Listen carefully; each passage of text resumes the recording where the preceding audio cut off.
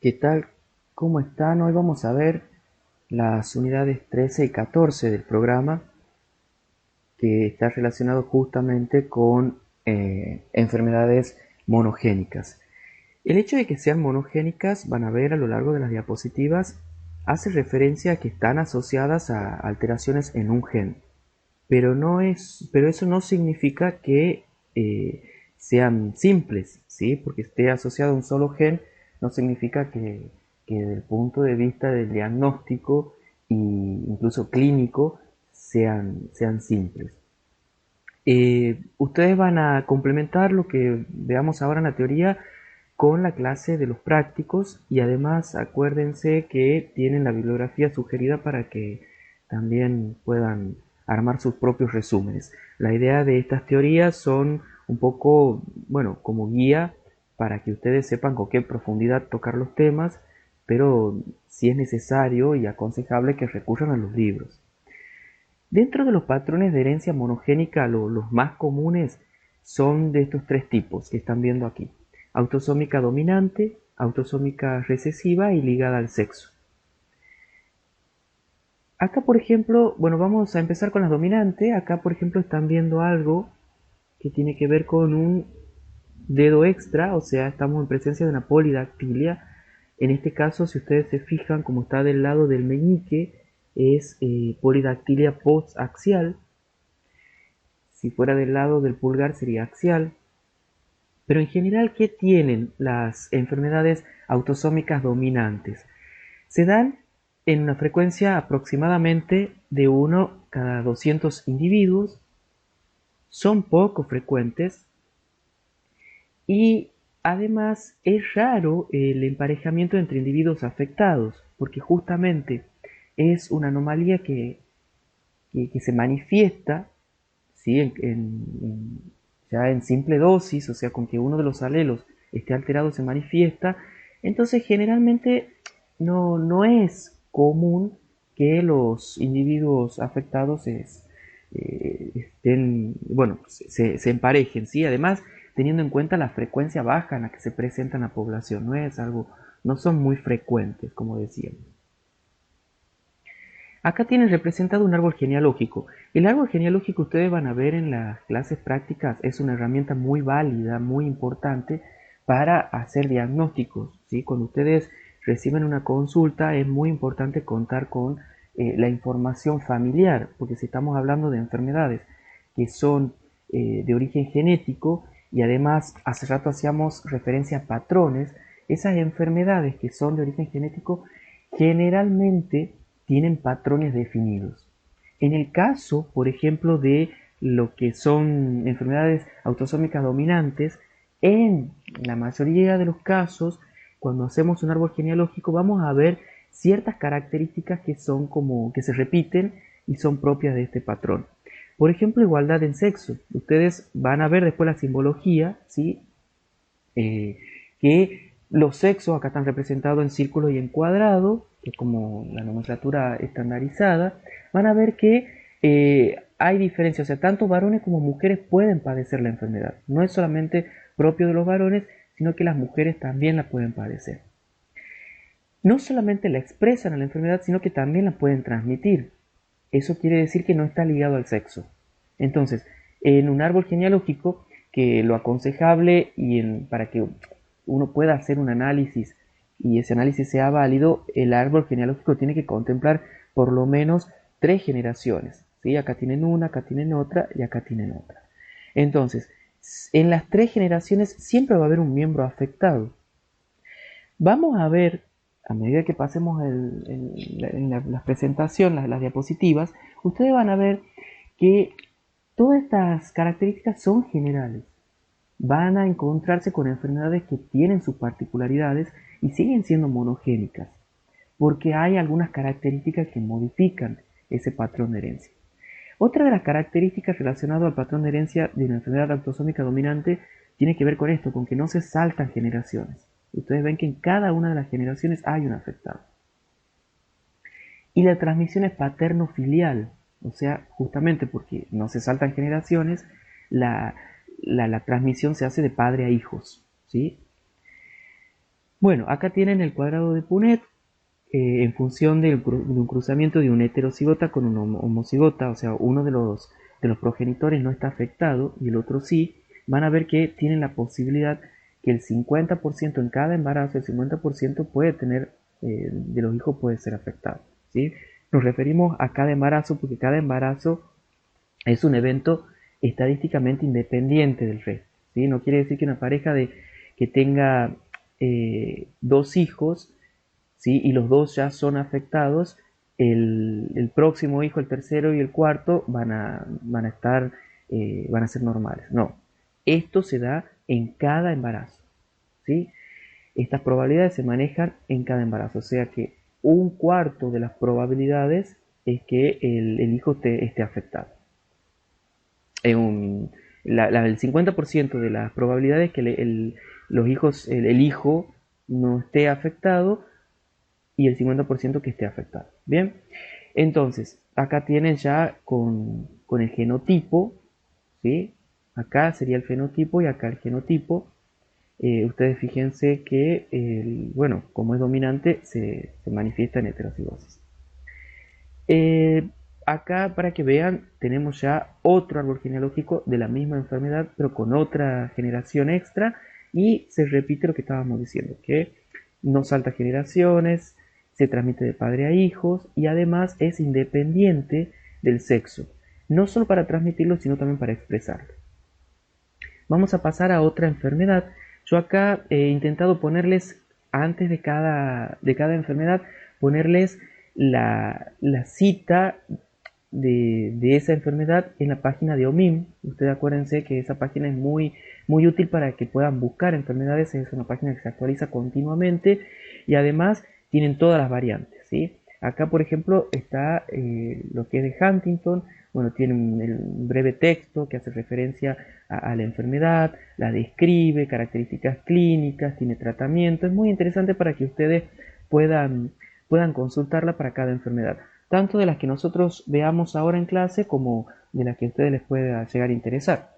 Entonces es recomendable, ¿sí? Acuérdense que el tema en internet hay mucha información, pero no toda esa información es confiable. Bueno, en este caso esta página es muy confiable. Esta enfermedad de Huntington, si ustedes se fijan en esta imagen es como el individuo está como moviéndose, como bailando, porque en realidad, bueno, también se la conoce como Corea de Huntington. Corea del griego significa baile, porque, bueno, una de las manifestaciones ya avanzada la enfermedad es justamente los movimientos sin coordinación del individuo, entonces se mueve y recuerda al movimiento de, bueno, como que está bailando, ¿bien? Pero son movimientos en realidad muy sin coordinación. Huntington es autosómica dominante, ¿sí? Se caracteriza por una demencia progresiva y, como les decía, por movimientos incontrolados. Tiene penetrancia incompleta o reducida, dependiente de la edad. ¿Qué quiere decir esto? ¿Se acuerdan? Lo van a discutir en práctico, yo no voy a ahondar mucho en detalles, pero la penetrancia tiene que ver con esto de que hay genotipos que no se expresan, ¿sí? O sea, el fenotipo no coincide con el genotipo que tiene, o por lo menos el fenotipo esperado no es el real, o el real no es igual al esperado. Entonces, cuando decimos que es incompleta es porque hay individuos que tienen el genotipo pero no la manifiestan a la enfermedad. Y eso se habla de incompleta en un porcentaje, o sea, una penetrancia del 80% quiere decir que de 100 individuos que presentan el genotipo, ¿sí? Que tienen, por ejemplo, el gen mutado, solo 80 manifiestan el fenotipo. ¿Perfecto? Esa sería la penetrancia incompleta. Cuando hay una penetrancia completa es porque hay una relación directa entre genotipo y fenotipo. Todos los individuos que tienen el genotipo con el gen mutado manifiestan la enfermedad. En este caso además se suma otra característica que es dependiente de la edad, porque en realidad a determinada edad, que suele ser a menos de 30 años, ninguna de las personas manifiesta el fenotipo, ¿sí? Eh, Eso significa que la penetrancia a los 20 años, por ejemplo, es de cero, porque puede haber 100 individuos que tienen el fenotipo, pero si los 100 tienen menos de 30 años, no manifiestan el fenotipo. Entonces la penetrancia es de cero. A partir de los 30, de los 35 años, empieza a manifestarse la enfermedad. Entonces, esa penetrancia es incompleta, pero además depende de la edad. Entonces, no es lo mismo hacer un corte en una población de 40 años que hacer un corte en una población de 20. En una población de 40, ahí sí vamos a poder establecer la penetrancia con más precisión, porque ya es una edad en la que el genotipo se debería expresar. Además, otra de las cuestiones también interesantes de esta enfermedad es que lo que se ha visto es que esta enfermedad parece desarrollarse a una edad cada vez más temprana, cuando se transmite a lo largo del árbol genealógico. O sea, cuando nosotros miramos un árbol genealógico y definimos las edades de las personas que manifiestan la enfermedad, vamos a ver que de generación en generación, cada vez los pacientes manifiestan una edad más temprana. O sea, quizás el abuelo del paciente lo ha manifestado a los 37 años, el padre a los 35, el hijo a los 30, y así se va reduciendo la edad. Ese fenómeno, que lo van a ver también en otras enfermedades, se denomina anticipación. Bien, la anticipación quiere decir es justamente que de generación en generación se anticipa la manifestación de la enfermedad.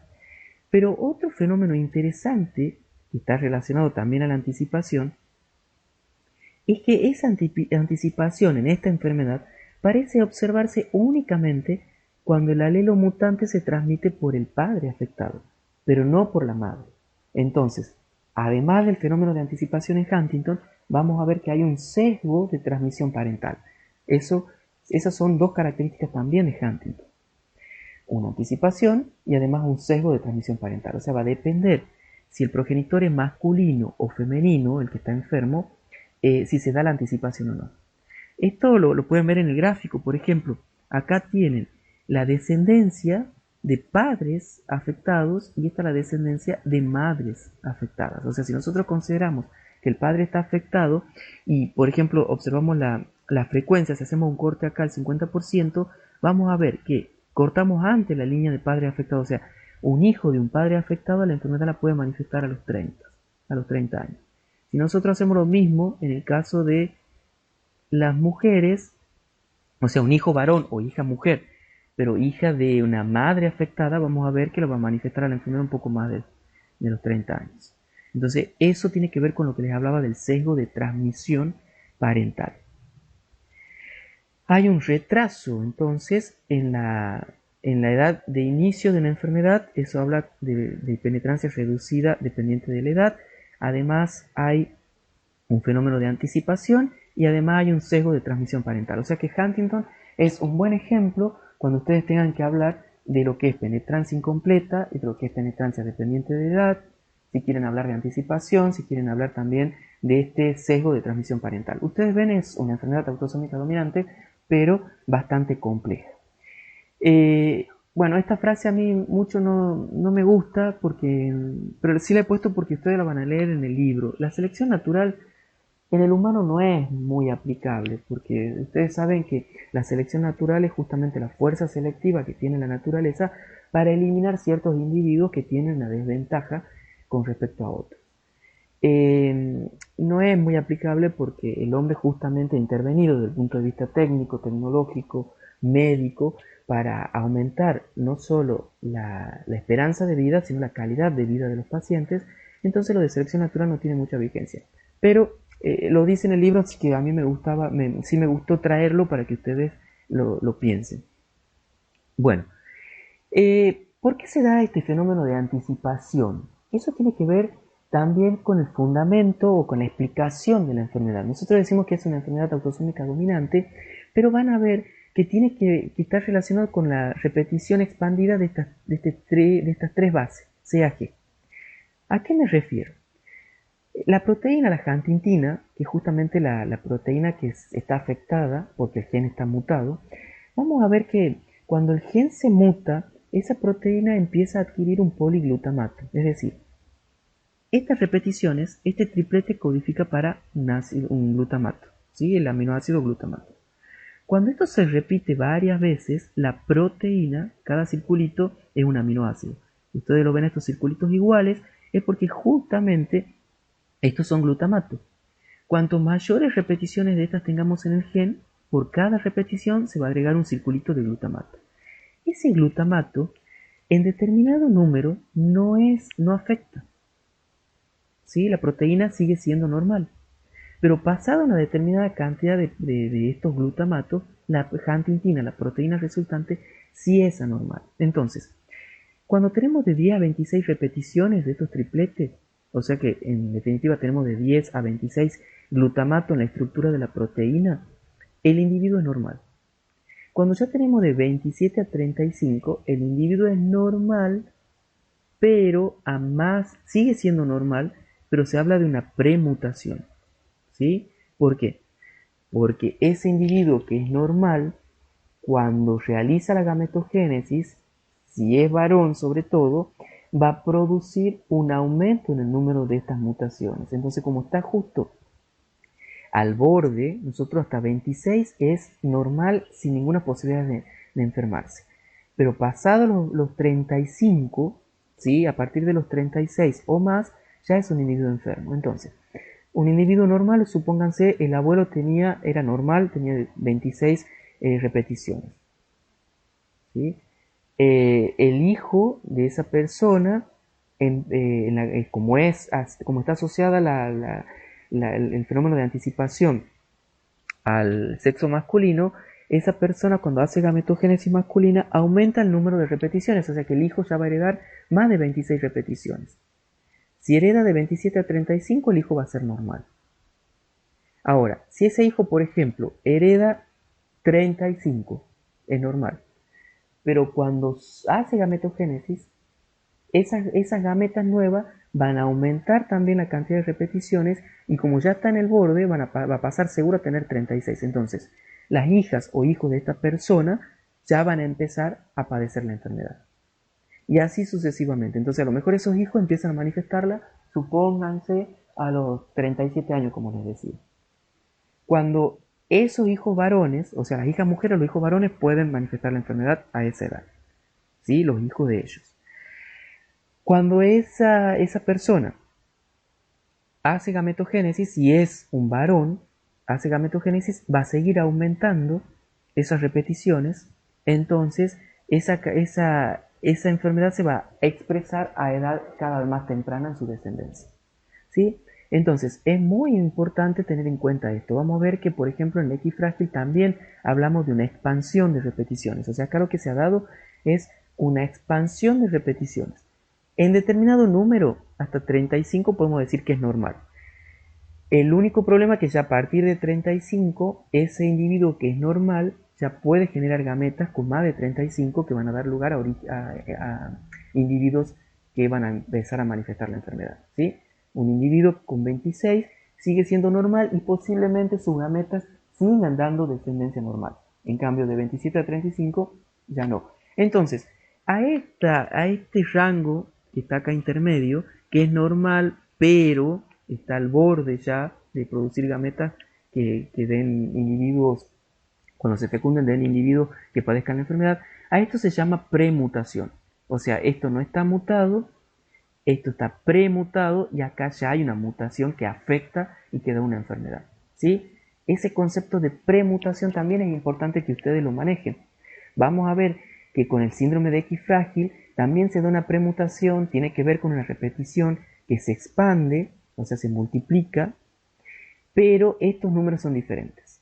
Vamos a ver que en X frágil estos números son más grandes, o sea, la premutación en realidad se da cuando se pasa de un determinado número. No lo vamos a adelantar, lo vamos a ver más adelante cuando veamos ligada al X, pero para que ustedes vayan ya asociando que Huntington, por ejemplo, y X frágil se dan por expansiones de repeticiones distintas, porque vamos a ver que las repeticiones en X frágil es distinta a este triplete, pero se dan repeticiones, ¿sí?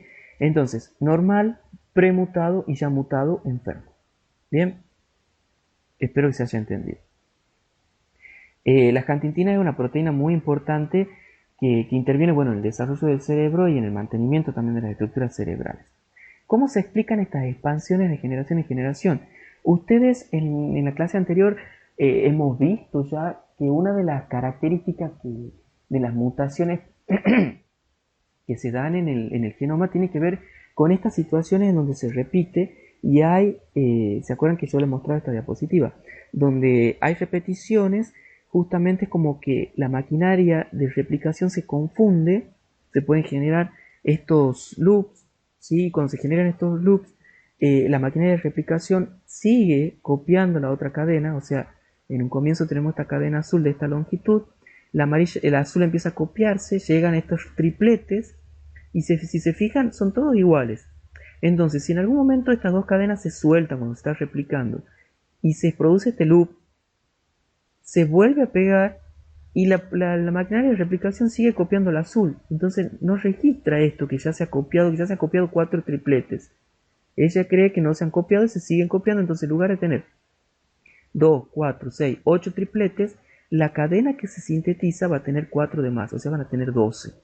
Entonces ahí estamos expandiendo esa replicación, ese triplete, esa repetición. Entonces, viéndolo ya específicamente para el Huntington, tendríamos una cadena original de 3 repeticiones, se copia, se separa la copia, se vuelve a pegar, se sigue copiando y la repetición 3 se vuelve a hacer. Entonces, ya la original, que era R1, R2, R3, ahora la copia va a ser R1, R2, R3 y R3, y eso va a dar justamente una cadena nueva con repeticiones extra. Y así se expanden esas repeticiones y cuando superamos, por supuesto, el número de la premutación, se manifiesta la enfermedad. Bueno, ¿qué ven acá? ¿Qué les llama la atención? Seguramente estos depósitos que están acá sobre las articulaciones, eso tiene que ver con la hipercolesterolemia familiar. Son santomas que se dan son depósitos, por supuesto, de colesterol que se dan en piel y en articulaciones. Es otra enfermedad autosómica dominante.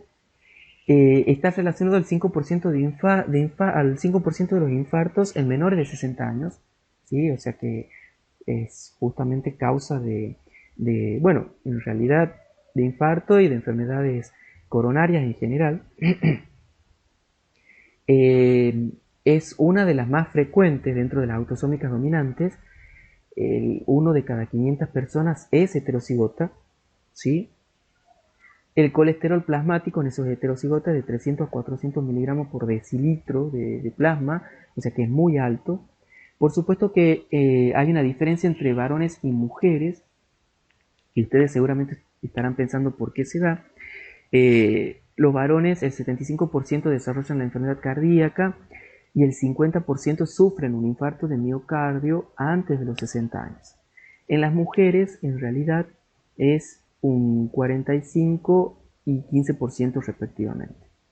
¿Sí? O sea que estas cifras bajan significativamente. O sea, solo el 45% desarrolla la enfermedad y un 15% sufre un infarto de miocardio antes de los 60 años. Para que ustedes piensen a qué se puede deber esta diferencia a nivel fisiológico. ¿Bien?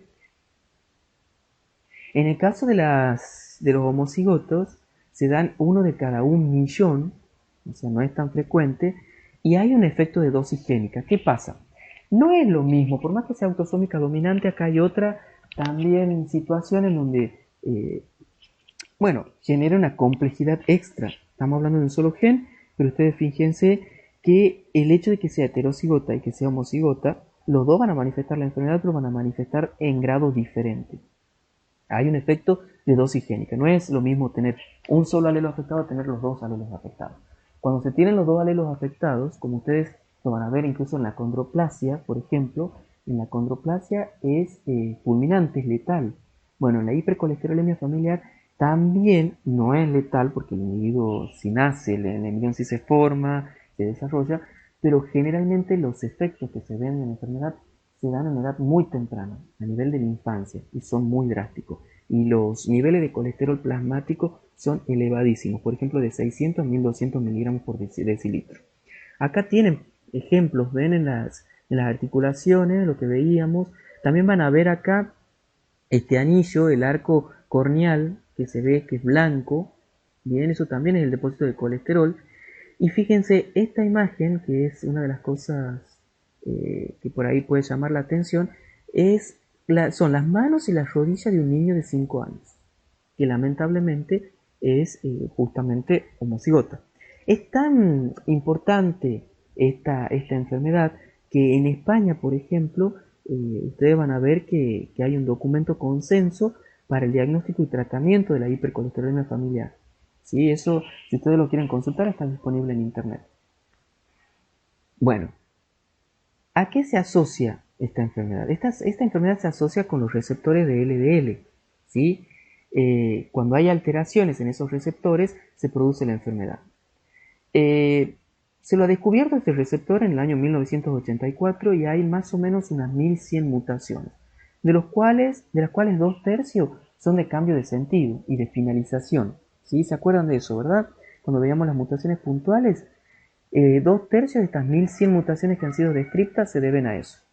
Y el resto suelen ser indel, o sea, inserciones o deleciones, que tienen que ver con ese entrecruzamiento desigual en las repeticiones. Bien, o sea, cuando se hacen esos entrecruzamientos, lo que sucede es que se aumentan esas repeticiones y pueden generarse, expandirse esas repeticiones y dar lugar a la mutación.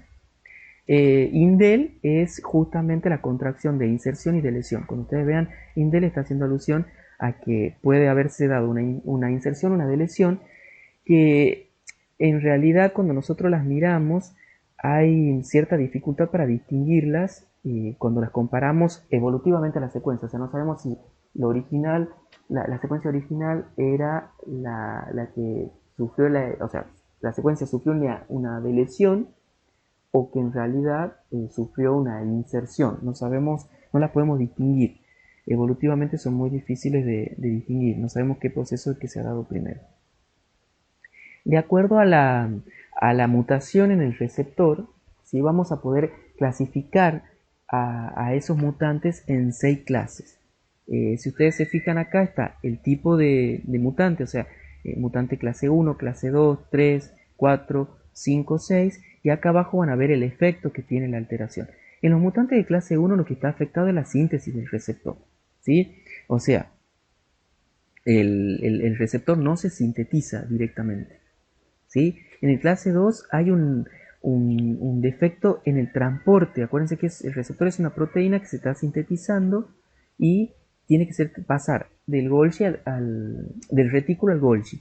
Entonces se sintetiza en el retículo, pero cuando quiere pasar al Golgi hay un problema y da lugar al mutante 2. El de 3 hay un problema a nivel de unión del LDL al receptor. O sea, el receptor llega a la membrana, pero no puede unirse a su ligando.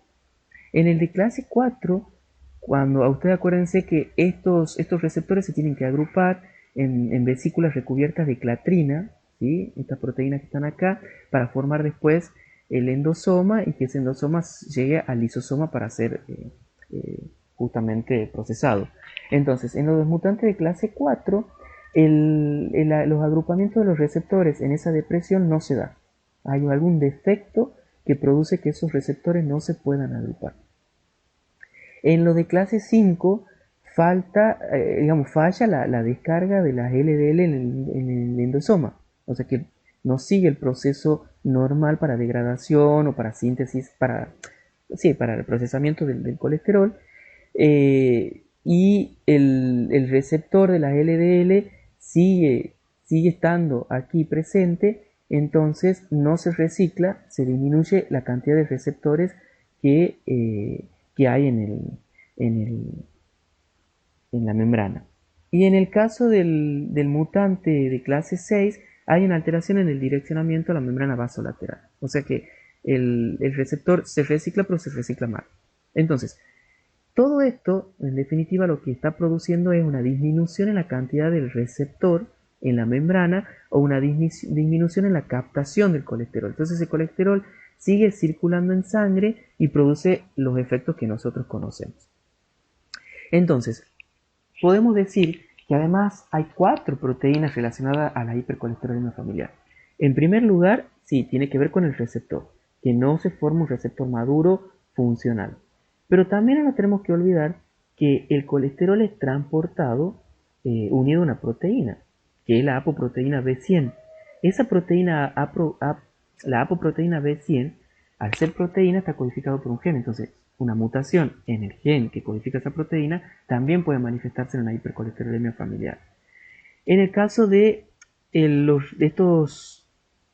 la endocitosis mediada por vesículas recubiertas de clatrina, existe una proteína adaptadora que es la ARH, que es requerida para el agrupamiento de estos receptores. Entonces, cuando decíamos recién que esos receptores no se agrupaban, se puede haber dado por una mutación en esta proteína. O sea que estas proteínas están codificadas por genes distintos, tanto el receptor, la apoproteína B, la RH y la PCSK9, que es una proteasa que marca al receptor LL para la degradación lisosomal. Cuando esta proteína está muy activa, está marcando a muchos receptores para que se degrade. Lo normal sería que pocos de estos receptores sean degradados y el resto sea reciclado por una cuestión de economía celular. Entonces, cualquiera de estos genes que esté mutado puede dar lugar a una hipercolesterolemia familiar. O sea que no solamente el receptor como veíamos al comienzo, el panorama se hace más complejo como les decía. La proteína, justamente, bueno, un tratamiento que se hace tiene que ver con las estatinas, porque nosotros el colesterol es tan importante, y ustedes han visto que forma parte de las membranas, se usa también en la producción de hormonas, o sea, es bueno, el colesterol hace falta. Entonces, como es algo importante, no solamente lo toma de la dieta, sino que también lo produce endógenamente. Cuando nosotros queremos tratar a un paciente con hipercolesterolemia familiar, no le podemos decir, come sano, no comas con tanto colesterol, reducir las grasas, porque sabemos que su organismo endógenamente también lo produce. La dieta va a ayudar, por supuesto, a bajar los niveles de colesterol en sangre, pero la hipercolesterolemia familiar hay que tratarla de otra manera. No es solamente con una simple dieta. Hay muchos fármacos en el mercado, pero uno de los más usados tiene que ver con las estatinas. Las estatinas inhiben justamente a la HMG-CoA, coenzima A, que es la enzima que participa en la síntesis del colesterol. O sea, el colesterol se produce porque viene del exterior, pero además también se produce, hay una síntesis interna. Las estatinas bloquean esto. Entonces, una buena dieta y el uso de estatinas podemos reducir los niveles de colesterol.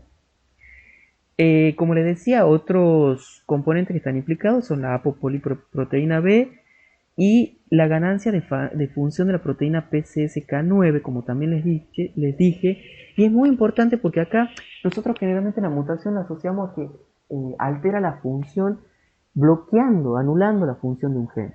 En este caso, que es lo más común, ¿sí? Sería pérdida de función, como ustedes ven, si el receptor no funciona bien, si la apoproteína también ha perdido su función o si la proteína adaptadora ha perdido su función, estamos produciendo alteración a nivel de LDL en sangre, ¿sí? Pero en el caso de la proteasa, estamos hablando de una ganancia de función. Es decir, una mutación que produzca que esa proteína actúe más, trabaje más.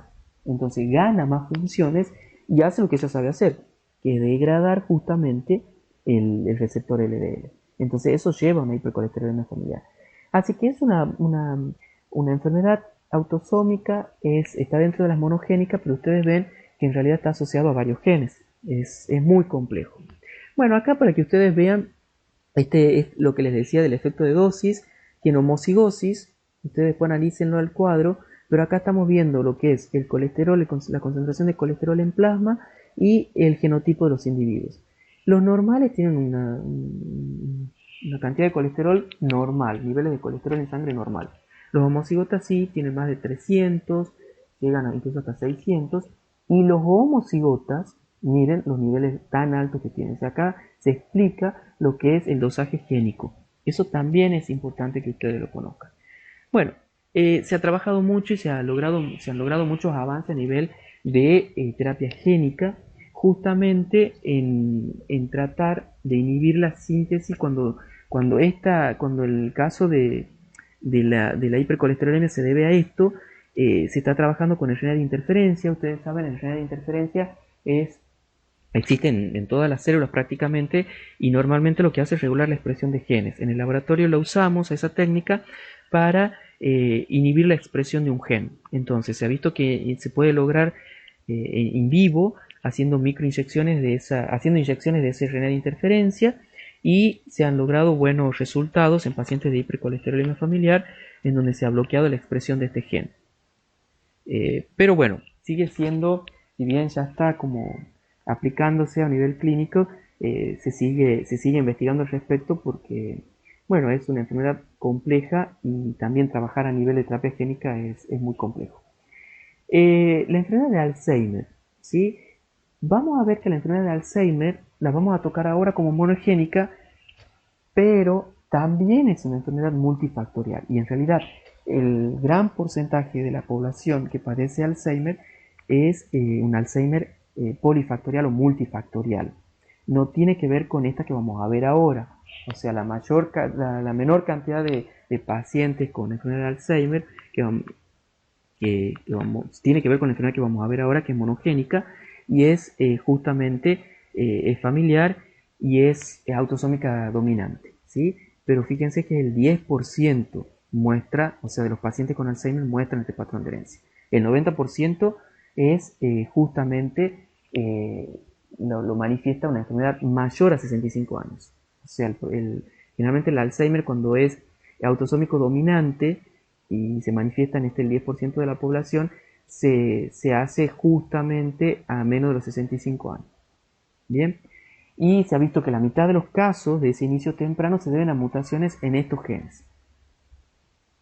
La confirmación de Alzheimer, que eso también muchas veces dificulta hacer estos cálculos estadísticos, porque la confirmación de la enfermedad de Alzheimer se hace con un diagnóstico por imágenes y por autopsias. Una vez que ha fallecido la persona se confirma el daño en el cerebro y se constata la enfermedad, se confirma la enfermedad. Entonces, como no siempre se hace eso, las cifras también que se manejan no son tan precisas.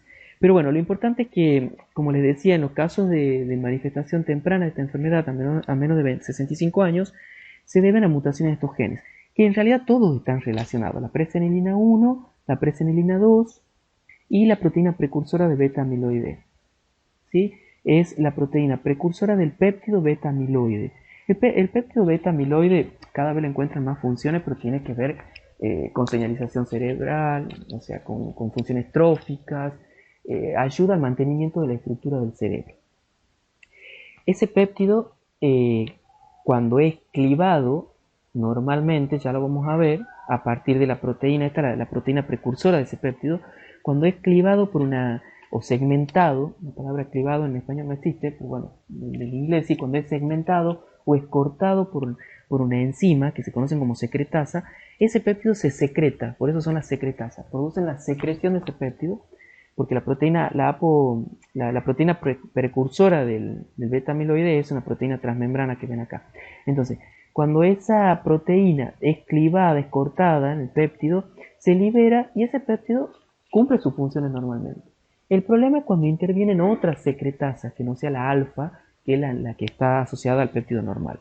Se pueden producir péptidos que terminan dando estas placas seniles que son extracelulares, las están viendo acá, ¿sí? Acá, por ejemplo, están viendo placas seniles formadas por la polimerización del péptido de 40 a 43 aminoácidos, que se conoce, bueno, como péptido amiloideo, que puede estar rodeado por células de glía reactiva y también por neuritas distróficas. O sea, ustedes ven acá que hay neuronas que incluso tienen acá ya también ovillos neurofibrilares intracelulares, las tangles, ¿sí?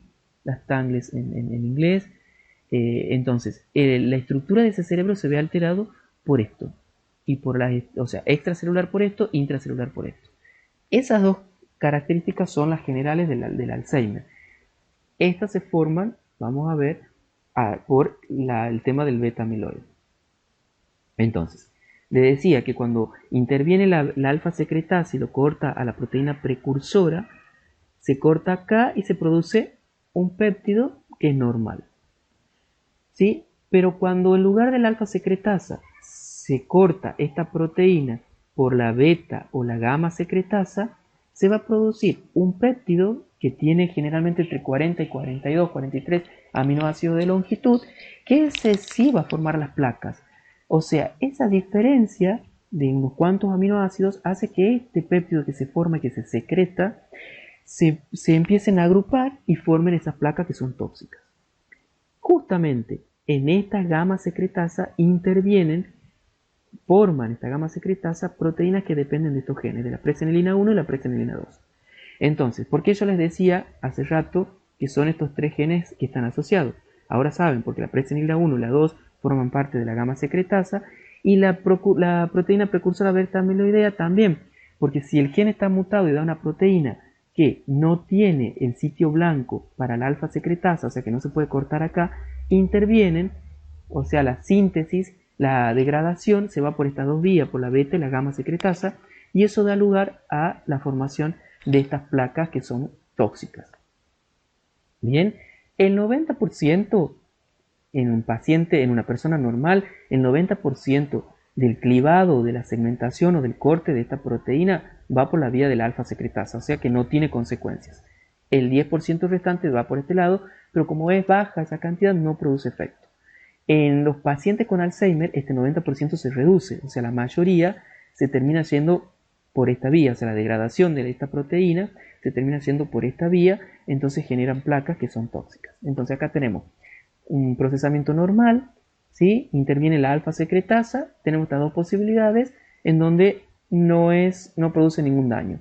En cambio, si por ejemplo la alfa secretasa no la puede cortar, intervienen la beta y la gamma secretasa. Ustedes están viendo que estas dos son extracelulares y esta también está asociada a membrana, la gamma secretasa está asociada a membrana.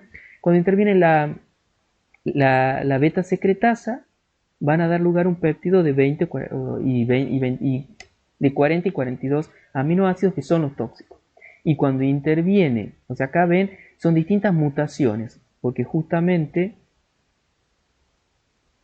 acá se les ha mostrado a ustedes los sitios donde cliva cada una de estas enzimas, y aquí en colores están representados los sitios donde se dan esas mutaciones. Entonces, se puede estar mutada la presenilina 1 y la presenilina 2, o sea que estén activas, y justamente van a hacer que estén más activa la gamma secretasa, o puede ser que esté mutado la proteína, como les decía, y que no, ese sitio de reconocimiento de la alfa secretasa no lo pueda cortar la alfa, entonces lo cortan la beta y la gamma. A eso hace referencia, ustedes después lo ven con más detalle, a estos tipos de mutaciones. Pero en definitiva, se relaciona con lo que acabo de decir. Otra enfermedad monogénica autosómica, pero ya recesiva, tiene que ver con el albinismo, ¿se acuerdan? En general, las autosómicas recesivas también se dan en los dos sexos por igual, tanto en transmisión como en expresión, porque siguen siendo autosómicas. O sea, solamente va a haber diferencia a nivel de sexo cuando sea una enfermedad asociada a cromosomas sexuales. Como son cromosomas autosómicos los implicados, no hay problema con el tema de sexo masculino o femenino. Ambos sexos dan lugar a la enfermedad. Hay uno más hijos, pero no están todas las generaciones. O sea, puede haber más de un hijo en cada generación, pero puede haber generaciones que no tengan pacientes. Porque justamente como se manifiesta solo en homocigosis, los progenitores pueden ser portadores, pero no son enfermos. Acá sí vale la palabra portador, porque decimos que una persona es portadora cuando lleva un gen mutado, pero no manifiesta su fenotipo, porque ese gen, para manifestarse esa mutación, tiene que estar en homocigosis, al ser recesivo. Bien, y bueno, y generalmente se manifiesta cuando hay consanguinidad, porque justamente cuando hay consanguinidad hay más probabilidades de que, como están emparentados, ese alelo mutante esté en la familia, entonces se encuentre y se produzca la homocigosis. Bien, igual siguen siendo poco frecuentes, y lo mismo que veíamos, también el emparejamiento entre individuos afectados es raro. Los portadores heterocigóticos son mucho más frecuentes que los homocigotos afectados, por supuesto, eso también. O sea, en la población la frecuencia alélica del alelo mutado puede ser alta, o sea que muchos individuos pueden ser heterocigotos. Y de hecho, si esa comunidad es muy cerrada, es una etnia, por ejemplo, en donde los casamientos también bueno, la formación de parejas se establecen entre individuos de la misma comunidad, es mucho más fácil que se pongan en manifiesto la homocigosis y la enfermedad. Por eso también es importante ustedes cuando hacen el análisis del árbol genealógico conocer esta historia familiar y conocer incluso, acá en Santiago ustedes conocen la comunidad de menonitas, también los menonitas son comunidades cerradas en donde la cantidad, la población es chica, no hay un flujo génico tan significativo, o sea, no hay entrada y salida de genes, los alelos son más o menos, se mantienen bastante los mismos alelos y en algún grado llegan a ser parientes, o sea, hay un grado de consanguinidad bastante elevado, entonces también es posible que enfermedades que en el resto de la sociedad, de la provincia, de la población santiagueña, no se manifiesten, en estas etnias sí lo hagan. Entonces, ustedes también cuando hacen la anamnesis y cuando hacen el árbol genealógico es importante conocer eso, ¿sí? No es una cuestión discriminatoria, pero sí es un dato interesante y un dato importante para el análisis. Bueno, este ejemplo que estamos viendo acá puntualmente es del albinismo oculocutáneo. Otra enfermedad que sí es más frecuente y que ustedes seguramente lo han escuchado hablar, incluso cuando miren las etiquetas de los productos, dice, bueno, libre de fenilalanina, o sea, tienen ustedes, bueno, ahí ya está como instalado en la sociedad un poco más de conocimiento acerca de esta enfermedad e incluso forma parte de las pruebas de las pesquisas neonatales que se hacen cuando nace un bebé. A las 48 horas se le hace una prueba y una de las enfermedades que se evalúan es esta. Es autosómica recesiva, fue descrita en el año 1934 y fue la primera demostración de la asociación de un defecto genético como causa de una discapacidad intelectual. Está dentro de las enzimopatías, o sea, son enfermedades que están asociadas a deficiencia en una enzima, eso también la hace interesante. Es, como les decía, se aplica en el cribado o en la pesquisa neonatal y es un buen ejemplo de su aplicación. Ya vamos a ver más adelante eso del cribado neonatal y por cuáles enfermedades entran en ese cribado. Los pacientes que no son tratados, el 95% desarrolla esta discapacidad intelectual de moderada a grave. Por eso es importante justamente un tratamiento a tiempo y una detección temprana. El cribado neonatal cumple con esa función. Es difícil de diagnosticar clínicamente durante el primer año de vida, porque justamente las manifestaciones se hacen por un daño que se da en el cerebro con el tiempo. Cuando se acumula un producto, ya vamos a ver que resulta tóxico, pero eso tarda un tiempo. Entonces, cuando uno ya se da cuenta, si no hace la detección temprana, ese diagnóstico tardío ya es un poco grave, ¿sí? Ya es irreversible en cierto modo. Se ha visto que sin tratamiento se reduce de 1 a 2 puntos de coeficiente intelectual por semana el primer año. Esto es muy discutible lo del coeficiente intelectual, pero bueno, es una medida que existe y que hay que tenerla en cuenta, ¿sí? La restricción en la dieta de fenilalanina antes de las 4 semanas de edad altera el progreso de la enfermedad.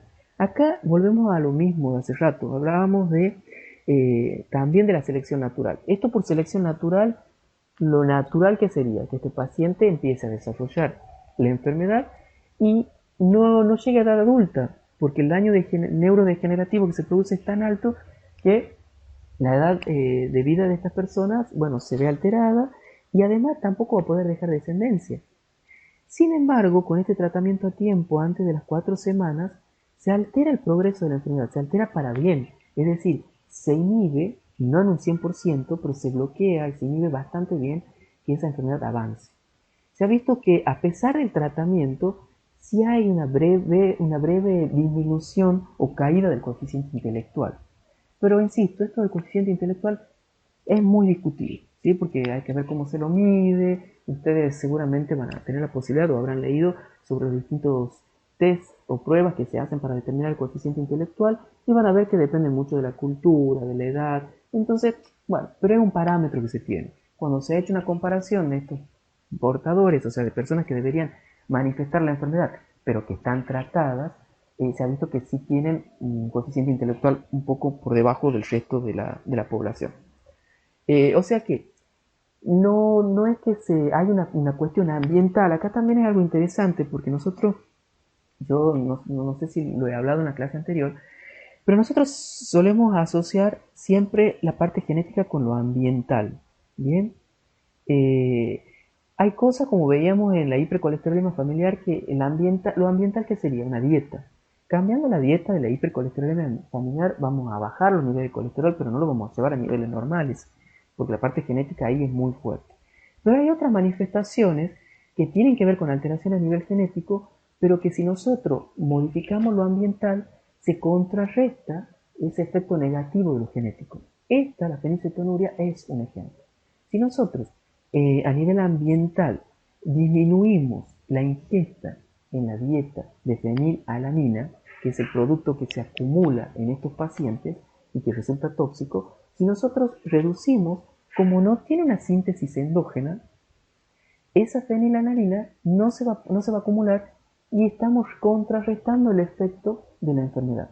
Entonces acá lo ambiental con lo genético, esa interacción da una norma de reacción, se llama, una respuesta, que es un paciente normal. Si nosotros lo ambiental es malo y lo genético es malo, la norma de reacción es un paciente enfermo. Esto lo vamos a ver con más detalle cuando hablemos de las enfermedades multifactoriales. Pero si hay una pregunta o hay una investigación y reflexiona, creo, en la guía, que tiene que ver con esto. La fenilcetonuria es una autosómica recesiva, pero ¿qué pasa si nosotros decimos que modificamos el ambiente, esa enfermedad no se expresa? ¿Cómo puede ser? Una homocigota, ¿sí? Que tiene la mutación, los dos alelos mutados, debería manifestarla si es genética. Pero sin embargo, modificando el ambiente no lo hace. Entonces, bueno, un poco para reflexionar sobre eso, ¿no? Eh, bueno, vamos a ver algo muy interesante de esta enfermedad que tiene que ver con la heterogeneidad alélica, que para algunos autores es lo mismo que heterogeneidad clínica. A mí no me gusta considerarlo como sinónimo. La heterogeneidad alélica quiere decir que hay mutaciones, ¿sí? Que son, o sea, hay un gen que presenta alelos mutados que son diferentes. ¿Sí? Acuérdense que los alelos son las variantes de un gen. Entonces, estamos hablando de que ese gen puede mutarse. Y esas mutaciones pueden ser diferentes, o sea, pueden darse en distintos lugares de ese gen. Cada una de esas mutaciones va a dar lugar a un alelo, ¿sí? Un alelo mutado de ese gen. Cuando dos alelos mutados se asocian y dan un homocigoto, ese homocigoto va a manifestar la enfermedad. Pero ¿qué se ha visto? Que como esas mutaciones son diferentes, esos alelos son diferentes, depende de cómo se asocien, ¿sí? Va a ser el efecto que se va a ver en la enfermedad. A eso se refiere con heterogeneidad alélica. Estamos hablando de que es homocigota, pero no necesariamente los dos alelos son exactamente iguales. Son homocigota para la mutación, o sea, los dos alelos están mutados, entonces por eso decimos que es homocigota. Y como es recesiva la enfermedad, esa persona lo manifiesta. Pero no es lo mismo que esos dos alelos mutados sean exactamente iguales o sean alelos provenientes de mutaciones en el gen en distintos lugares. ¿Se entiende? Ese es otro ejemplo, este es un concepto muy interesante, heterogeneidad alélica. La heterogeneidad clínica tiene que ver con la manifestación fenotípica. Acá en el caso de la fenilcetonuria, por más que se dé una heterogeneidad alélica, los pacientes van a manifestar la enfermedad, ¿sí? Y nosotros nos vamos a dar cuenta que tiene, por ejemplo, una hiperfenilalanemia. ¿Bien? Es distinto a la heterogeneidad clínica. En el caso, por ejemplo, hay un caso muy puntual que tiene que ver con mutación en un gen que está asociado a distintos trastornos fenotípicamente totalmente diferentes, ¿sí? Un gen que es el gen de la LMNA, que codifica una proteína de membrana nuclear. En ese caso, sí podemos decir que diferentes mutaciones en ese gen dan manifestaciones fenotípicas y clínicas muy diferentes, como por ejemplo, distrofia muscular, forma de miocardiopatía dilatada hereditaria, forma de neuropatía periférica de Charcot-Marie-Tooth, un trastorno del tejido adiposo denominado lipodistrofia y un síndrome, por ejemplo, de envejecimiento prematuro denominado progeria de Hutchinson-Gilford. O sea, acá ustedes ven, no estamos hablando de que solamente sube los niveles de fenilalanina en sangre. Estamos hablando de manifestaciones clínicas totalmente diferentes, a pesar de que dependen de un solo gen. Entonces ahí sí es aplicable el concepto de heterogeneidad clínica. La clínica, las manifestaciones clínicas son totalmente distintas dependiendo de las mutaciones del mismo gen. Ojo con eso, ¿sí? En cambio acá hay una heterogeneidad alélica porque las mutaciones son diferentes, son del mismo gen pero diferentes, pero la manifestación clínica no es muy distinta. En todos los casos hay una hiperfenilalanemia, ¿sí? Espero que quede claro la diferencia. Se ha visto que en el caso de la fenilcetonuria hay más o menos unas 700 mutaciones diferentes en el mundo. Eso justamente lo que da lugar a que uno pueda tener dentro de esas 700 mutaciones que se combinen dos alelos mutados diferentes. Entonces, ese individuo es homocigoto para la mutación, pero como las dos mutaciones, o sea, tiene los dos alelos mutados, pero como esos dos alelos mutados son diferentes, se llaman heterocigotos compuestos. Entonces acá ya vamos sumando varios términos, ¿no? Hemos visto anticipación, sesgo en la transferencia parental, las diapositivas anteriores, heterogeneidad alélica, heterogeneidad clínica, heterocigotos compuestos. Son homocigotos para la mutación, pero se le dice que son heterocigotos porque en realidad las dos mutaciones, los dos alelos son diferentes. Entonces podemos considerar que son heterocigotos. Pero como están mutados, producen una enfermedad porque es una enfermedad recesiva. Hay homocigotos para de mutaciones para esta hormona, ¿sí? Esta hormona que es la que está afectada en la fenilcetonuria, ¿sí? Que es la hidroxilasa de la fenilalanina, que desarrollan toda una gama de fenotipos posibles, ¿sí? O sea, la clásica y la no clásica. Vamos a ver a qué se refiere con eso. O sea que no hay una correlación tan estricta entre fenotipo y genotipo. Eso también es interesante, volvemos. Es una enfermedad monogénica, pero a la vez no es tan simple, es bastante compleja. Si ustedes se fijan, nosotros hablábamos que el efecto bioquímico, bueno, tiene que ver con mutaciones, en este caso en el gen que codifica para la fenilalanina hidroxilasa. Ya vamos a ver en la vía en qué vía participa. Hay una clásica y hay una variante y hay una hiperfenilalanemia sin esto. O sea que en general los trastornos donde la fenilalanina está aumentada se llaman hiperfenilalanemia. Bien, puede ser por mutación en esta hormona o puede deberse a una mutación en otro compuesto de la vida, ¿sí? Entonces, en la clásica, si se reduce el contenido en dieta para el tratamiento es suficiente. En cambio, en las otras, en esta también, ¿sí? Que sea restrictiva. Y en esta, fíjense, en el caso de la hiperfenilalanemia sin PKU, dice el tratamiento, bueno, no hay ninguno, o dieta con contenido bajo, no hace falta un tratamiento. ¿Bien? El tema tiene que ver con, ya vamos a ver, con esto que hablábamos, ya lo vamos a ver en la diapositiva más adelante, que tiene que ver con las vías en las que participan esta enzima y que además, como es una enzimopatía, ¿se acuerdan? Generalmente las enzimopatías, al afectar una enzima, esa enzima participa en varias vías, entonces se ven afectadas varias vías que son importantes. Acá tienen, por ejemplo, lo que decía heterogeneidad alélica y heterocigotos compuestos, como un poco de repaso. Tienen representado en la población europea cuáles son las mutaciones más frecuentes. Esta está en el 11%, esta en el 6%.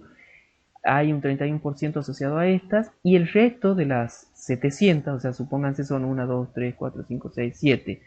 700 menos 7 están agrupadas en estos 36%. Entonces, si se asocia esta con esta, es un heterocigoto compuesto. Y es un paciente que padece la enfermedad. Esta con esta, otro heterocigoto compuesto. Si los dos alelos son, por ejemplo, de estas, es un homocigoto. Bien, supónganse, si nosotros tenemos, acá vamos a ver cómo se forma un heterocigoto compuesto, usando el cuadrado de Punnett, cruzamos dos heterocigotos, que son, o sea, son portadores de mutaciones diferentes, pero ellos son normales. Cuando hacemos las gametas, este va a formar gametas de este tipo y gametas normales, este va a formar una gameta con esta mutación y otra gameta normales. Si hacemos la unión de estas gametas, acá vamos a tener estos dos casos que van a hacer, este caso que va a ser justamente un heterocigoto compuesto. En cambio, este con este van a formar un heterocigoto normal, va a ser portador de la enfermedad, y acá también va a ser portador de la enfermedad, y este directamente va a ser normal. Este, si bien los alelos son mutantes, son diferentes, es justamente, va a padecer la enfermedad porque los dos alelos están mutados, pero como son diferentes es un heterocigoto compuesto. Bueno, espero que sea clara la explicación. A ver, ¿qué es lo que tienen alterado en el caso de la fenilcetonuria?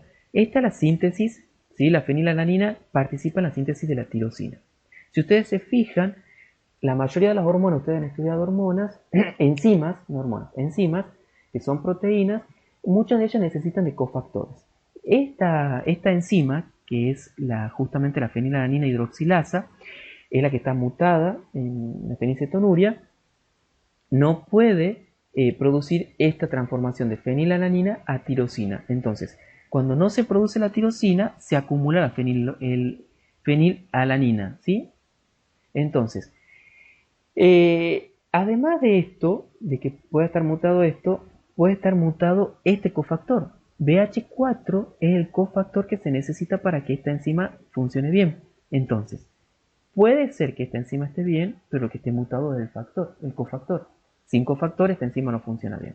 El efecto también va a ser distinto. Entonces, esto va a producir, si es así, si está mutada la enzima, va a producir la fenilcetonuria clásica, en donde va a haber una elevada concentración del ácido fenilpirúvico. Bien, entonces, en el caso de 1 a 3 pacientes que no manifiestan la clásica, tiene que ver porque tienen alterado el cofactor BH4. Entonces, la fenilalanina no puede pasar a tirosina. Pero ustedes fíjense otra cosa. Estos pacientes pueden tener otras alteraciones porque este cofactor también es cofactor de otras enzimas, de la tirosina hidroxilasa, ¿sí? La triptófano hidroxilasa, en donde van a dar, por ejemplo, dopamina y serotonina. Entonces, es muy importante que nosotros, acá hay una asociación fenotípico bioquímico único, o sea, el proceso bioquímico afectado produce una hiperfenilalaninemia. Bien, o sea, hay una gran producción de fenilalanina, o de acumulación de fenilalanina. La asociación de un fenotipo bioquímico único, como de la hiperfenilalaninemia con mutación en genes distintos, es un ejemplo de heterogeneidad de locus. O sea, acá vamos a ver otro concepto. La hiperfenilalaninemia puede deberse a que se ha alterado el gen de esta enzima o se ha alterado el gen de este cofactor. Entonces, ese caso, como ya es más de un gen que puede estar afectado, hablamos de heterogeneidad de locus. Acuérdense que locus hace referencia al lugar que ocupa en el cromosoma. Como acá estamos hablando de dos lugares distintos, porque son dos genes distintos, hay una heterogeneidad de locus. Algunos pacientes pueden tener mutado el gen de la BH4 y otro de la fenilalanina hidroxilasa. ¿Se entiende? Entonces eso también es muy importante que queden claros. Entonces, dado que se puede dar, ¿sí? Esta hiperfenilalaninemia por una mutación en BH4, uno tiene que hacer un diagnóstico porque así uno puede definir si lo que está afectado es la vía de la fenilalanina hidroxilasa o de BH4. Entonces, esto ilustra la importancia clínica que tiene de obtener un buen diagnóstico molecular específico en los pacientes con un fenotipo patológico. Acá la manifestación, o sea, cuando ustedes hacen la prueba de sudor, le da niveles altos de fenilalanina, pero hay que discernir, la mayoría de los casos tiene que ver con alteraciones de esta hormona, de la fenilalanina hidroxilasa, pero hay otro grupo de pacientes que pueden tener mutado BH4 y el tratamiento va a ser diferente. En el caso que tengan mutado BH4, ustedes fíjense, vamos a tener que hacer también un tratamiento con estos fármacos. ¿Bien? ¿Por qué? Porque acuérdense que si está mutado esto, no solamente está afectando a la fenilalanina, sino a la producción de dopamina y de serotonina. Entonces, el tratamiento va a ser más complejo. Así que esto justifica, o por lo menos le da a usted una idea de la importancia de hacer un diagnóstico temprano, pero además un diagnóstico molecular. porque eso va a permitir confirmar y va a ayudar también al asesoramiento familiar, genético familiar. Eh, un buen diagnóstico molecular es muy útil. Entonces acá tienen ya el cuadro completo, las mutaciones de genes que pueden ser, o sea, la hiperfenilalanemia por mutaciones en este gen o por enzimas o genes relacionados a BH4, ¿sí? Entonces, van a ver que esta es clásica. Bueno, la variante tiene que ver lo que decíamos, ¿no? La clásica, como el nombre lo dice, es la que presenta la mayoría de los pacientes, pero las variantes tienen que ver con las combinaciones de las mutaciones. O sea, se ha visto que eso también hace que las anomalías monogénicas sean complejas, porque no es solamente un gen, sino también el ambiente en el que está en ese gen. O sea, hay combinaciones de mutaciones que en el contexto genético de ese paciente hacen que la manifestación sea clásica. Y hay combinaciones de alelos mutados que en el contexto genético, en el genotipo de ese paciente, la manifestación de la enfermedad sea una variante de la fenilcetonuria, o sea, no sea clásica. Y, por supuesto, el tratamiento va a ser diferente. Y hablamos de heterogeneidad de locus porque no solamente puede deberse la enfermedad a mutaciones en este gen, sino también en genes que codifican para BH4. Entonces son diferentes genes, heterogeneidad de locus. Si son mutaciones en el mismo gen, heterogeneidad alélica. Conclusiones de enzimopatías, porque es interesante, como hemos tocado justamente una enzima. Los patrones de herencias en las enzimas, en general acá, fenilcetonuria está claro que es autosómico recesivo, pero en general de las enzimopatías pueden ser recesivas y ligadas al X. Puede haber una acumulación del sustrato o una deficiencia del producto, o sea, el efecto puede deberse a ambas cosas. Acá es porque está faltando la tirosina, que se la necesita para otras vías, y además se está acumulando el sustrato que da lugar a la tirosina. Entonces, la acumulación de uno y la falta de otro produce ese efecto. El daño que se va a producir va a depender también del tamaño.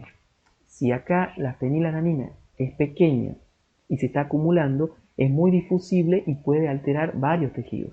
En cambio, por ejemplo, en una enfermedad como la enfermedad lisosómicas, ¿sí? Una enfermedad de células 1, en donde bueno, hay una incapacidad para añadir manosa 6-fosfato a muchas enzimas lisosómicas, elimina la capacidad de las células para reconocer e interiorizar las enzimas, ¿sí? Eso también puede pasar. Entonces puede haber un problema a nivel de transporte, ya lo vamos a ver más adelante.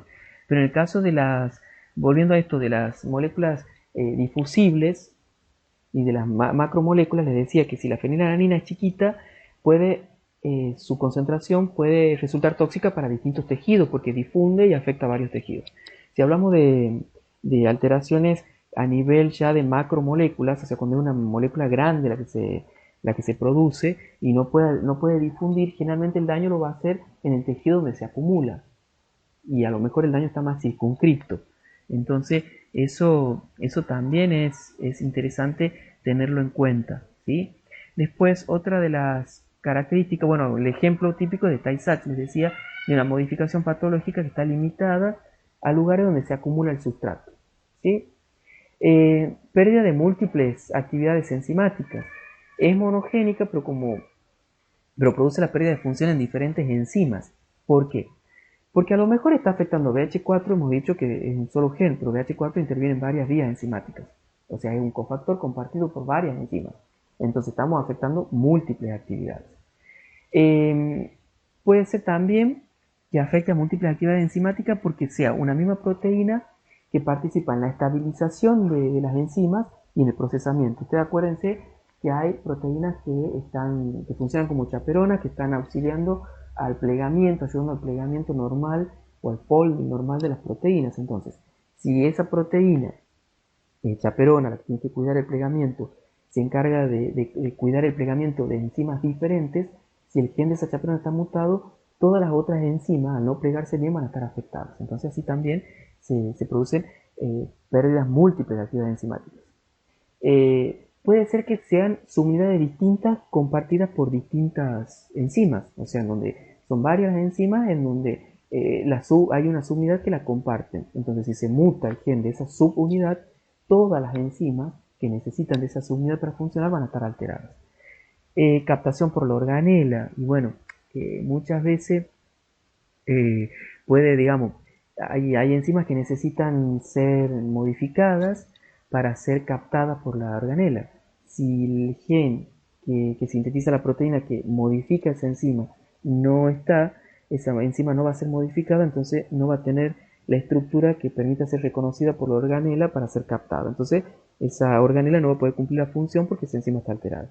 Eh, Defectos en la misma organela, o sea, puede ser que también haya un defecto en, bueno, en el orgánulo. Por ejemplo, que sea un problema de génesis de peroxisomas. Entonces, todas las enzimas, o sea, hay un gen que afecta a la formación del peroxisoma, todas las enzimas peroxisomales van a estar alteradas. ¿A qué hace referencia todo esto? Me ha parecido muy importante traerlo a colación, porque yo les decía que las monogénicas, si bien alteran un gen, muchas veces las manifestaciones son muy complejas y el estudio es muy complejo. En las enzimopatías se ve en su máxima expresión, ¿sí? Es un solo gen, pero si ese gen está codificando, como hemos visto con todos estos casos, ¿sí? Un cofactor y ese cofactor es compartido por muchas enzimas, van a ser muchas las enzimas que se van a ver alteradas. Entonces la manifestación de esa enfermedad también va a ser muy compleja. Así que eso también hace muy difícil a veces el diagnóstico clínico. Bien. La fibrosis quística, que generalmente, bueno, ha sido descrita en 1938 como fibrosis quística del páncreas, en realidad porque primero ha sido descubierta ahí, tiene que ver con bueno, un problema en uno de los receptores, ya vamos a ver, un canal, digamos, que hace la transferencia de iones y eso lleva a la acumulación de iones sodio y ustedes saben que, bueno, en septiembre es el mes de la fibrosis quística, se celebra el día en realidad el 7 de septiembre y las campañas publicitarias generalmente dicen, bueno, besar a tu bebé. La fibrosis quística es un trastorno también recesivo y como les decía, una de las pruebas que se hace es la prueba del sudor. Eh, es una de las enfermedades que también se pesquisan en el cribado neonatal. Vamos a ver que en realidad no tiene un tratamiento tan bueno como la fenilcetonuria, en donde uno puede prácticamente bloquear el progreso de la enfermedad. En la fibrosis quística no, pero sí puede mejorar la calidad de vida de los pacientes, porque ya vamos a ver cuáles son las manifestaciones clínicas. Pero bueno, les decía que la campaña publicitaria lo que dice es que besar a tu bebé, porque es el beso salado. Cuando uno lo besa al bebé en la piel por esta acumulación del cloruro, se siente, la transpiración es salada. Entonces, cuando uno lo besa, siente como esa sal y es una de las formas, incluso que antes se descubría, muchos de las madres, de los padres lo descubrían así, a la enfermedad. El 95% de los varones son estériles, porque hay un problema en el desarrollo embrionario, sobre todo a nivel del conducto deferente, porque están ausentes o porque están obstruidos. Justamente lo que sucede, o sea, la mayoría de las cosas, o sea, afecta a las mucosas, pero principalmente a la mucosa del tejido pulmonar, de las glándulas, ¿sí? Las glándulas que tenemos, bueno, a nivel del páncreas, a nivel de los pulmones, también los conductos deferentes, porque acuérdense que hay que secretar para formar el semen y para permitir la movilidad de los espermatozoides. Pero la mayor causa de muerte y mortalidad tiene que ver con la enfermedad pulmonar. Produce una deshidratación y un menor aclaramiento de la superficie de las vías respiratorias, o sea, se hace un moco más espeso y eso lleva justamente a una obstrucción, hay una inflamación y una infección. Generalmente favorece la aparición de bacterias que son, bueno, Staphylococcus, ya seguramente lo van a ver ustedes en micro, pero tiene que ver con esto. Entonces, conocer que el paciente tiene fibrosis quística está bueno porque hay que hacer tratamiento para evitar la obstrucción pulmonar y también las infecciones. ¿Sí? Es muy importante tener controlado eso. Bueno, la media de supervivencia de 40 años y la mayoría de los pacientes terminan yendo a un trasplante doble, ¿no? De cardiopulmonar. Como les decía, tiene una expresión muy variable, eso también es interesante y tiene que ver con las mutaciones que se dan en el receptor, en un regulador transmembrana de la fibrosis quística, que se llama el CFTR. ¿sí? Las mutaciones se dan a nivel de este. Bueno, acá yo les traje para que ustedes comparen lo que son los pulmones a nivel, bueno, de un paciente normal y de un paciente enfermo. Bueno, cambio a nivel de tejidos que se dan en los pacientes, ¿sí? Hay un tejido más de cicatrización, se pierde toda la estructura normal del, del tejido. Como les decía, el gen codifica canales iónicos de cloruro que están regulados por AMP en células epiteliales. Por eso hablamos de mucosas y de glándulas. O sea, las células epiteliales del páncreas, de los conductos deferentes, del pulmón, están en prácticamente todas las glándulas, pero en estas el efecto, su alteración es más notable. También tenemos, como veíamos recién para el receptor de LDL en la hipercolesterolemia familiar, acá tenemos distintas clases clasificadas en función de qué alteraciones tiene ese receptor. Tenemos la clase 1 que tiene que ver con que directamente ese canal no se sintetiza. En la clase 2 hay un problema de transporte también. Es muy parecido a lo que veíamos en hipercolesterolemia familiar. En caso 3 no llega a la membrana, o si en caso 4 llega pero no es funcional. En el caso 6 hay un turnover, un recambio, digamos, muy acelerado, entonces el receptor tampoco está cumpliendo bien su función. Y en el clase 5 hay también un problema que reduce el número de transcriptos. O sea, sí se sintetizan, pero se sintetizan en menor cantidad. Bien, o sea, tenemos todas las variantes y cada una forma parte de una clase distinta. Entonces, como interviene en la regulación del transporte de sodio, produce un desequilibrio salino. El receptor, no se asusten, pero para que ustedes vean, el gen, digamos, del canal, es una proteína. Acá están viendo la estructura del gen y la representación esquemática de la proteína. Si ustedes se fijan, tiene dominio transmembrana la proteína. Bueno, el gen tiene exones, tiene representados los distintos exones. Estos son los DM serían dominios, dominio 1, dominio 2. Los DUN son dominios de unión a nucleótido, ¿sí? Porque si usa la MP tiene que poder unirlo. Entonces también las alteraciones a nivel de gen tienen que ver con esto, ¿no? O sea, los de clase 1 porque están ausentes, los de clase 2 hay una importancia, o sea, hay un bloqueo en la maduración de la proteína, o sea, afecta justamente a este dominio de unión a nucleótido, o sea, la proteína se sintetiza pero está mutada. Bueno, y así sucesivamente ustedes van a poder ver que estas mutaciones afectan a distintas partes de esa proteína porque se dan en distintas zonas del gen. Entonces otra vez tenemos la posibilidad de tener heterocigosas compuestas, ¿sí? Porque la persona puede tener fibrosis quística porque se ha visto afectado, tiene esta mutación acá y tiene una mutación acá. Entonces el receptor la proteína está alterada, entonces hay un problema con con el, con el canal, ¿bien? Con el canal iónico. Entonces, se ha visto que hay unas 2000 mutaciones distintas. Acuérdense que en el caso que hemos mencionado antes eran 700 mutaciones distintas, ahora se han descrito 2000 mutaciones distintas. Por supuesto que hay algunas que son más abundantes y son las que más se estudian. Otra vez aparece la fenilalanina, pero no ya como aminoácido porque se acumule, sino porque en realidad de estas mutaciones, de las 2000, la más frecuente, la que se da justamente en la fenilalanina 508, es una deleción. Esa es la nomenclatura que se usa, es una deleción de una fenilalanina en la posición 508. El 70% de las fibrosis quísticas tienen que ver con esta mutación, por eso es una de las más comunes. Los homocigotos tienen una insuficiencia pancreática. Otras mutaciones de otro tipo dan unos fenotipos que son menos graves. Entonces, no siempre hay una correlación fenotipo-genotipo. Otra vez, las manifestaciones clínicas son distintas, pero no se sale de lo esperado. En la fibrosis quística se puede tener alterado los conductos deferentes, el páncreas y los pulmones, ¿sí? Entonces no podemos hablar de una heterogeneidad clínica tampoco. Sí podemos hablar de una heterogeneidad alélica, ¿bien? Esa heterogeneidad alélica dificulta muchas veces establecer una buena correlación entre genotipo y fenotipo. Cuando está alterada la función pancreática, ¿sí? Sí hay una correlación bien específica genotipo-fenotipo.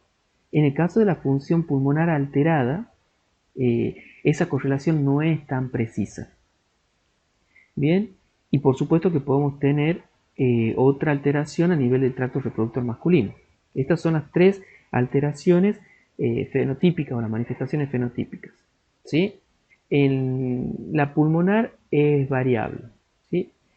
O sea, eh, esto quiere decir que pacientes que son homocigotos, por ejemplo, para esta mutación, la gravedad de la inflamación pulmonar es variable.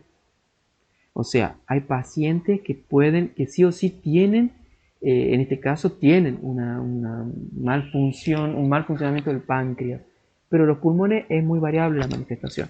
Incluso la alteración a nivel tracto masculino también. Bien.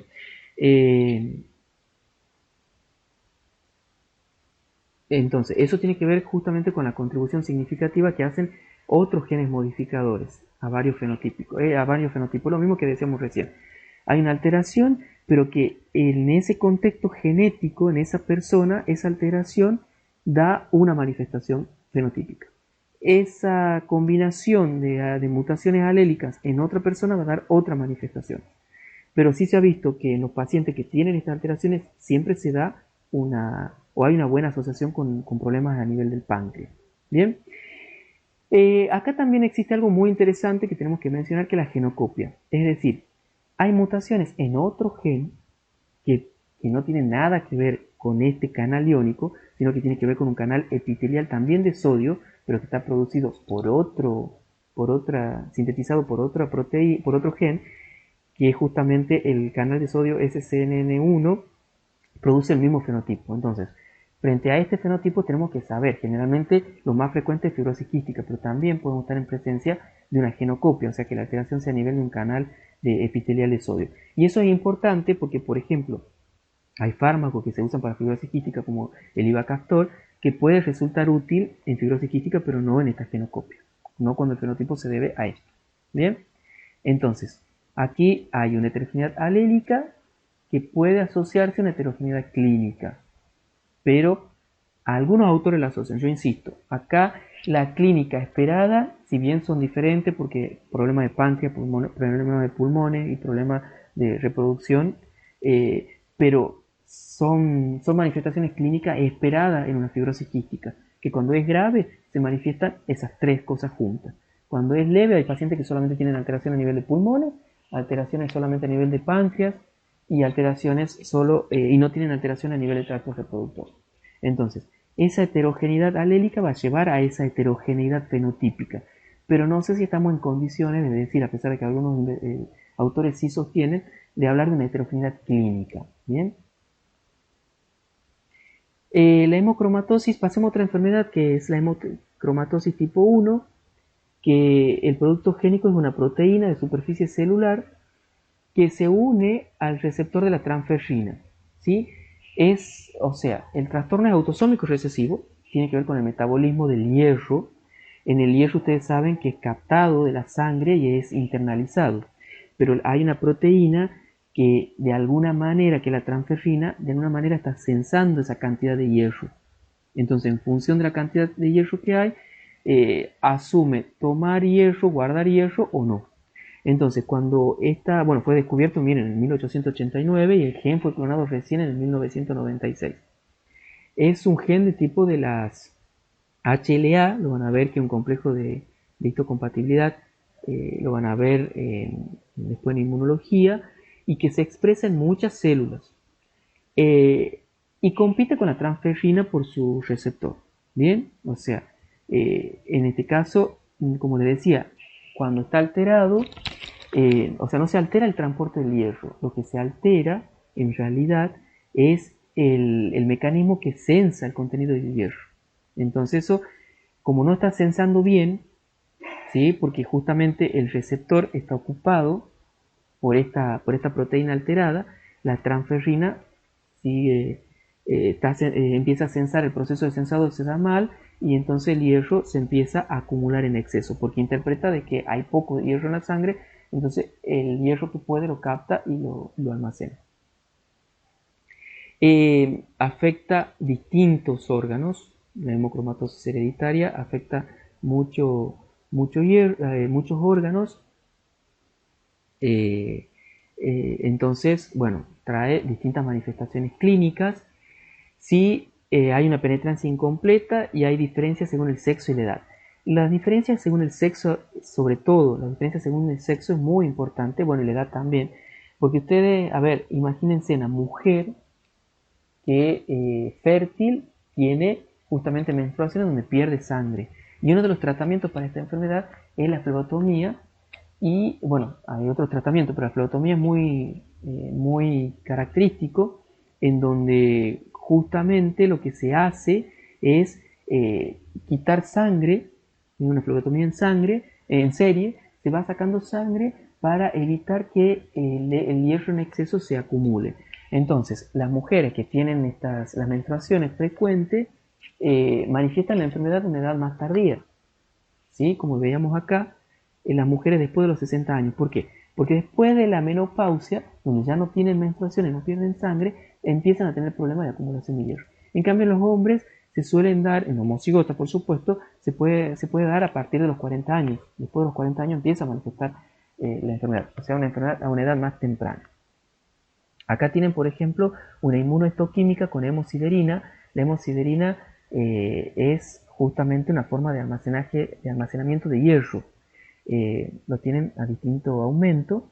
Esto es un paciente normal y esto ya son pacientes con la enfermedad, en donde se ve los grandes depósitos de hierro que están acá marcados con el anticuerpo para hemosiderina. Bien. Bueno, seguimos avanzando ahora con enfermedades también, ya algo hemos hablado del metabolismo. La mayoría se hereda con un patrón autosómico recesivo. ¿El metabolismo con qué tiene que ver? Y bueno, con cualquiera de estos procesos: respiración, circulación sanguínea, regulación de la temperatura corporal, contracción muscular, digestión de alimentos, eliminación de desechos, funcionamiento del cerebro. ¿Metabolismo de qué moléculas? De ácidos nucleicos, de carbohidratos, de lípidos, de proteínas. Va a ser muy difícil abarcar todas, entonces nos vamos a abocar solamente a los carbohidratos, y dentro de los carbohidratos vamos a hablar de la galactosa, en general, el metabolismo de la galactosa, una enfermedad que es la galactosemia. Los carbohidratos en general son sustancias orgánicas muy abundantes, suelen ser sustrato para producción y almacenamiento de energía, forman parte, son compuestos intermediarios en otras vías y suelen ser también el armazón estructural de moléculas tan importantes como el ADN y el ARN. Entonces nos vamos a abocar, como les decía, dentro de los monosacáridos a la galactosa. O sea, tiene que ver con la glucólisis, ¿sí? La producción de glucosa, la producción de energía. La galactosemia es una deficiencia de una transferasa. Es un trastorno monogénico, uno de los más frecuentes dentro de los que tienen que ver con el metabolismo, y se ve alterada esta enzima, la galactosa 1-fosfato uridiltransferasa. Un gen que tiene 11 exones y el 70% de las mutaciones tienen que ver con el exón 6. Acá tienen Enomim, si quieren consultar la enfermedad. Esta es la vía. ¿Qué sucede? La galactosa se tiene que convertir en glucosa para obtener energía. La vía del Eluard, ¿sí?, ocurre en el hígado principalmente, y en ella la galactosa es fosforilada a galactosa 1-fosfato, y ese galactosa 1-fosfato por la galactosinasa, ¿sí? La galactosa se fosforila a galactosa 1-fosfato por la galactosinasa, y a continuación en lo que es galactosemia típica, la enzima galactosa 1-fosfato uridiltransferasa no la convierte, acá está alterada, no la convierte en glucosa 1-fosfato. Entonces, como no convierte, empiezan a acumularse estos productos y da lugar a la acumulación de galactitol y galactonato, ¿sí? O sea, acá se bloquea la síntesis. Esta enzima es la que tendría que pasar la galactosa 1-fosfato, como les decía, glucosa 1-fosfato, que en definitiva lo necesitamos para producir glucosa. La galactosa en el cuerpo se obtiene en particular mediante 3 vías: un producto de la hidrólisis intestinal de la lactosa, como parte ¿sí?, de la de la producción endógena, y la producción endógena de la galactosa suele ser la mayor causa de las complicaciones a largo plazo. O sea, nosotros podemos reducir la dieta, pero si, como tenemos una síntesis endógena, esa galactosa que se está produciendo endógenamente puede producir alteraciones. Entonces, la síntesis endógena puede causar, como les decía, un poco retardar el crecimiento, retardar el desarrollo y producir problemas en el habla e insuficiencia ovárica. Eh, el exceso o acumulación de la galactosa en el organismo tiene como resultado la oxidación de esta galactosa, con formación, como les decía, de galactonato y galactitol. El galactitol se excreta en la orina.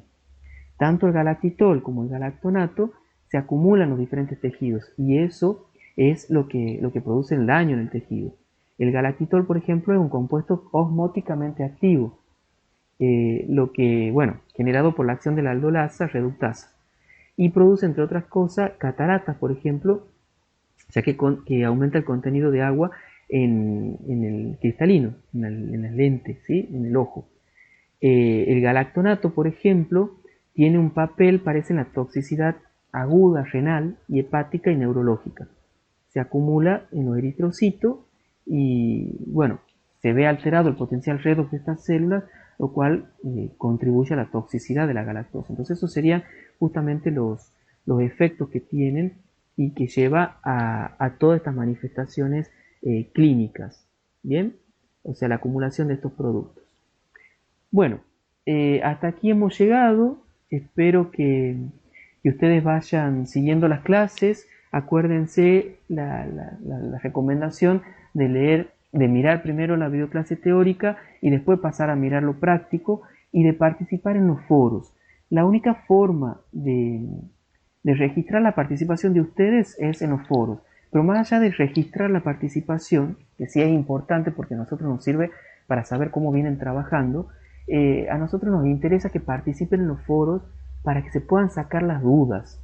Y en el momento que nosotros volvamos a la presencialidad, todos estos contenidos ya estén vistos y estén bien vistos, o sea, lo hayan entendido, y aprovechemos el poco tiempo que vamos a tener quizás en la presencialidad para tratar aquellos temas que no se han podido trabajar ahora en la virtualidad. Así que yo les pido y les recomiendo que participen en los foros. Los que no entiendan tanto de esta teoría como de las actividades prácticas, consulten, no tengan vergüenza. Las preguntas que haga uno seguramente es preguntas que se está haciendo el resto y está bueno que se animen a hacer la consulta. Así que bueno, a seguir trabajando y cuídense durante este tiempo que estamos de aislamiento del ASPO, ¿sí? Que sigan bien.